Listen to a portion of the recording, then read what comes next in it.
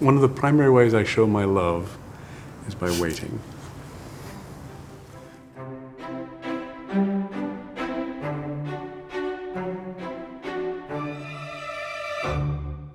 The first time I met Richard, I was like, wow, this guy talks a lot.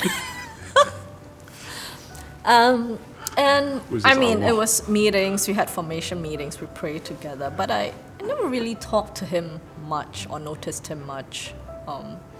Until there was a period we ended up taking the same train home from meetings, I think. Oh, right. Was that right? And we started chatting on the train. That's right. Because we both took the Northeast line back from the Dominican meetings. So we would chat on the way That's home. Right. Yeah, well, basically late 30s when this was happening. I think 39, I think.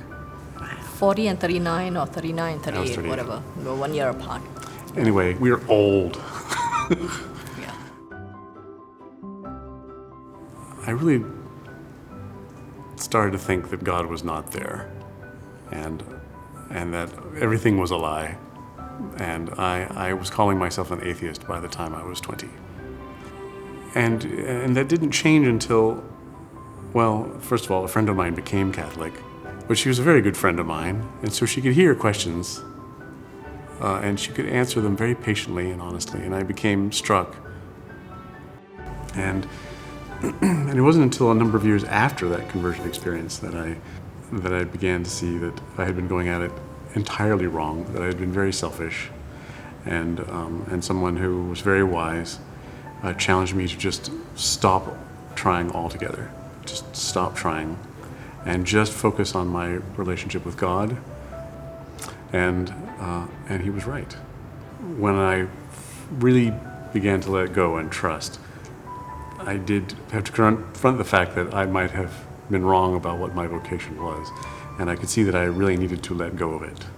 And I did actually begin to actively discern whether or not I was called to the priesthood, which was something that really frightened me before. I began to open myself up to it and go on retreats and meet people, talk about it. And there was actually a point not long before we started spending time together that I took a week-long retreat and came out of it thinking, okay, I'm going to really do this. And I started trying to pursue joining the Dominican order. But I don't know, but they never responded. And I decided, without really knowing, before I really knew how it happened, I decided that, well, maybe they're not responding because they know something, and maybe I should open myself up again. And that's when suddenly Sally started seeming interested in spending more time together. And so for me, I guess the waiting wasn't as difficult. I guess subsequently, I just trusted that if God would want to call me in some way to marriage, He would present me with an opportunity, and I guess I wasn't too worried about it. So one day I was talking to a friend, and the friend said, but I really believe that God is calling me to marriage. And I just pray to God to open my eyes, but I don't see anything. And I was like, oh, maybe I should really pray for God to open my eyes. And I did. And then I saw Richard. So I think that coming before God and not being afraid of whether the answer points one way or the other is probably the best piece of advice that I can give others based on my own experience. Yeah. And so yeah, it's difficult knowing what you're called to, but I could tell I needed to be open and to really be listening, which was something I had not been doing before. It was really much more about what I wanted. I could see that it's about both.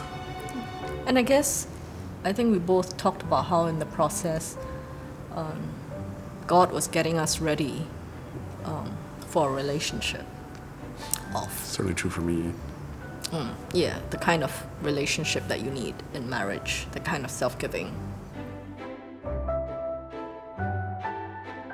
And really honest prayer. Like I was It took me a long time to learn how to pray and to get a routine of praying, to really think it was worthwhile. But I remember that it only started to make sense to me when people started saying to me, be honest with what you want.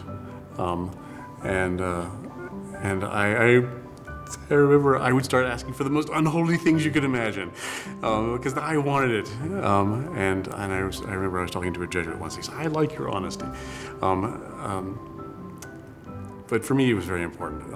Being really raw and honest. This is what I want. Fighting and wrestling.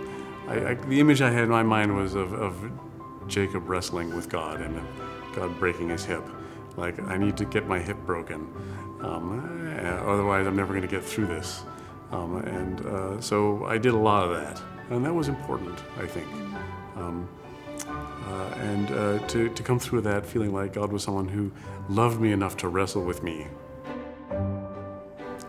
I think it became clearer to me in terms of the kind of person that I am called to be, and also forming myself in the relationship that I have with God, to also be in a position where I can give of myself. Yeah, well, for me, I think a lot of it had to do with just learning how to wait. I had to really learn how to just let go,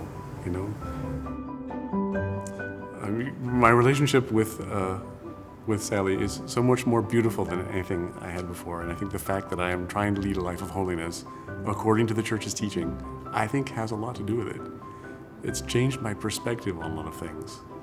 For young ladies out there who are looking for someone, I think do continue to be patient and wait till you can find someone who truly respects you and who's willing to wait for you.